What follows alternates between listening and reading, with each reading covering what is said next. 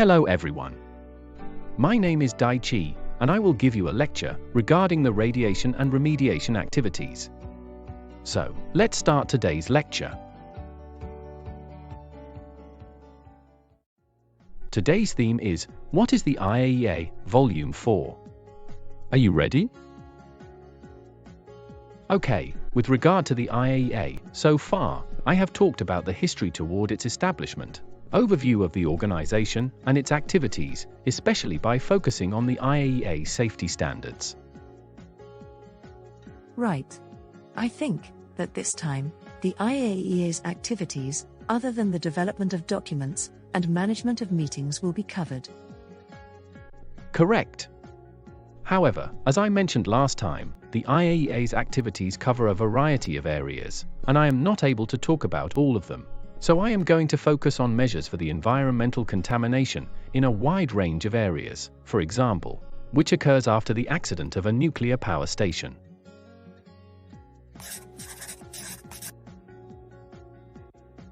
By the way, Hikari, what kind of examples come into your mind when you hear the environmental contamination in a wide range of areas caused by radioactive materials?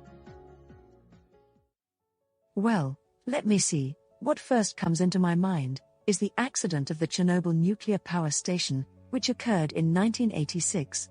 I have heard that a number of people were forced to evacuate, and there were also effects on people's health. Exactly. Although the size of contaminated areas is not large like this, in the world, there are cases in which contamination with a wide range of areas occurred, caused by radioactive materials. One of the representative examples is the uranium mining sites, or their former sites after mining is completed. In the world, around 50,000 tons of uranium are produced every year, such as in Kazakhstan, Namibia, and Canada. But it was reported that there have been health effects on workers who work at these mining sites or former mining sites, and people around the sites. Other than that, the contaminations are reported caused by the nuclear tests implemented around the world after the World War II, as well as the former military sites and their surrounding areas, which are relevant to the development of nuclear weapons in the countries of both Eastern and Western blocs during the era of Cold War. To address these issues, the IAEA convenes experts and organizes a team, according to the contents of mission, and discusses on site with government officials and other stakeholders to provide necessary advice. I see. The IAEA not only manages meetings and develops documents, but also proposes specific solutions by actually going on site and discussing with local people.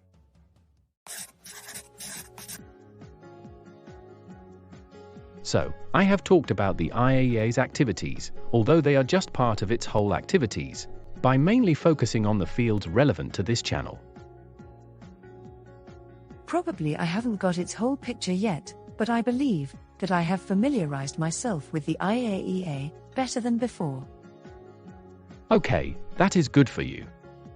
At last, by briefly touching on changes over time of the IAEA's activities toward the future, I would like to finish my talk today. First, as a premise, according to the IAEA's analysis, it is expected that both the power generation capacity and amount of electricity generated by nuclear power will increase in the world from 2022 to 2030 and 2050. I see. Well, what are the reasons for that? Japan is currently facing the problems of aging population and also depopulation, but in the world, the number of populations will grow toward the future, and there is an estimation saying that it will reach 9.8 billion in 2050.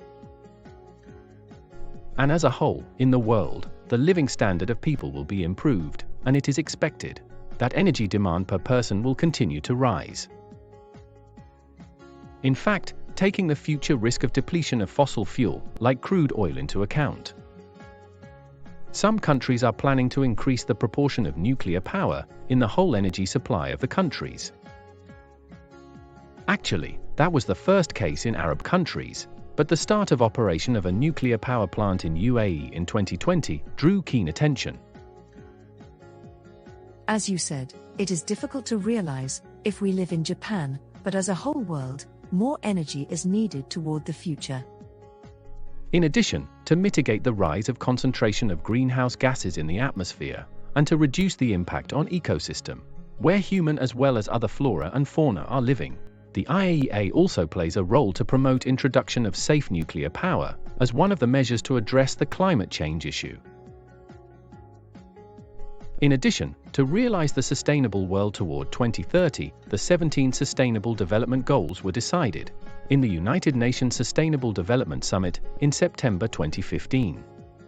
To achieve these goals, more active contributions of the IAEA are expected by the application of nuclear technology, including nuclear power, in the fields of, for example, food, medication, water resources, and conservation of ecosystem. I feel that there are still a lot of expectations for nuclear technology.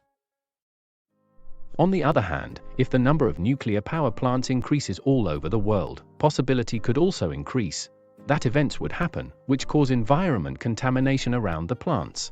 Although it is difficult to make a general statement, thanks to the technology evolution. And even now, a number of large conflicts continue all over the world, and risk needs to be taken into account for the nuclear power plants to be affected, depending on the regions and scale of the conflicts. Yes, correct. But from that point of view, there are a lot of points which Japan can contribute to. I think so too. Japan is an only one country which was suffered from atomic bombs during the war, and also experienced the Great East Japan earthquake.